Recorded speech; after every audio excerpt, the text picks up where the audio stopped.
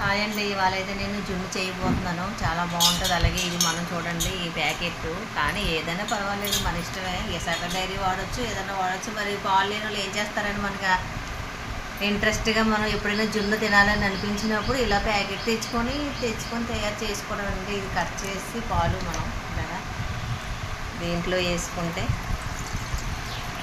ఏ పాలైనా పర్వాలేదండి. అంటే పాలు అంటే ఏ పాలు కాదు, మనకి స్వచ్ఛమైన గేదె పాలు దొరికితే అదే అంటారు కదా జున్ను పాలు, అది ఆ డెలివరీ అయినవి ఉంటాయి కదా గేదెవి, ఆ పాలు వేస్తే ఇంకా మంచిది. మనకు ఇప్పుడు ఎక్కడ దొరుకుతాయండి ఆ పాలు, అంత లేదు కదా సీన్. అందుకని ఇగో కామధేను అని ఇది ఈ పౌడర్ మట్టుకి వేయాలి కంపల్సరీ. మరి ఎలా తయారు చేశారో తెలియదు కదండి. మనకి తినాలి అని ఇంట్రెస్ట్ ఉన్నప్పుడు మనం ఇది తెచ్చుకొని మనం ఇందులోని ఈ ప్యాకెట్ పాల్లోనే ఈ పిండిని మనం కలిపియాలి. ఎందుకంటే ఇంట్లోనే కొంచెం స్వీట్ ఉంటుందండి, తీయగా ఉంటుంది ఇది పిండి పౌడరు.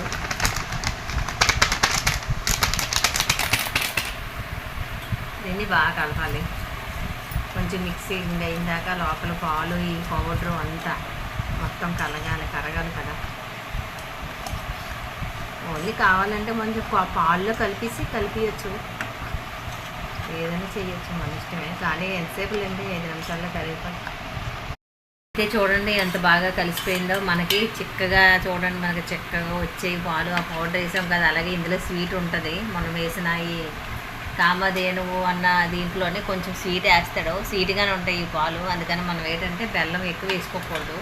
ఇలా బాగా కలిసిపోయిన తర్వాత మనకి కొంచెం వేసుకోవాలండి మనం స్వీటు, ఎందుకంటే బెల్లం ఎక్కువ వేయకూడదు కదా. మళ్ళీ అది ఒక ఎక్కువగా తీయగా ఉంది, కొంచెం తీపి తిన్నలో అయితే వేసుకోవచ్చు, చాలండి సరిపోద్ది. అంటే ఈ కప్పుకి హాఫ్ కప్ వేసినట్టు మాట, 3 స్పూన్లు వేసాను, మరి ఇంకా అంతకన్నా ఎక్కువ వేయలేదు. మరి బెల్లం ఎక్కువ అయిపోయింది అనుకోండి తెల్లలేము.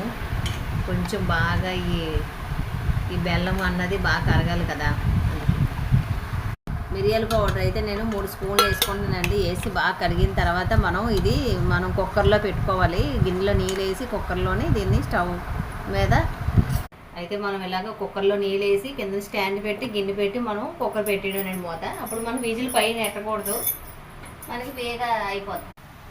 కుక్కర్ అయితే మనం పైన చూడండి మూత పెట్టాము. ఈ విజిల్ 5 విజిల్ రావాలి, 5-6 విజిల్లు వస్తే మనకి కుక్కర్లో చక్కగా జున్ను ఉడికిపోద్ది, మనకి రెడీ అయిపోద్ది. మీకు చూపిస్తాను అలా. జున్ను అయితే రెడీ అయిపోయిందండి. చల్లరేక ఫ్రిడ్జ్లోని ఒక 4 గంటలు 5 గంటలు ఉంచుకొని మనం గట్టిగా అవుతుంది, అప్పుడు మనం తినడమే. చాలా బాగుంటుంది, రుచిగా ఉంటుంది. కంపల్సరీ ఎవరైనా ఇంట్లో ట్రై చేయండి. Bye see tomorrow.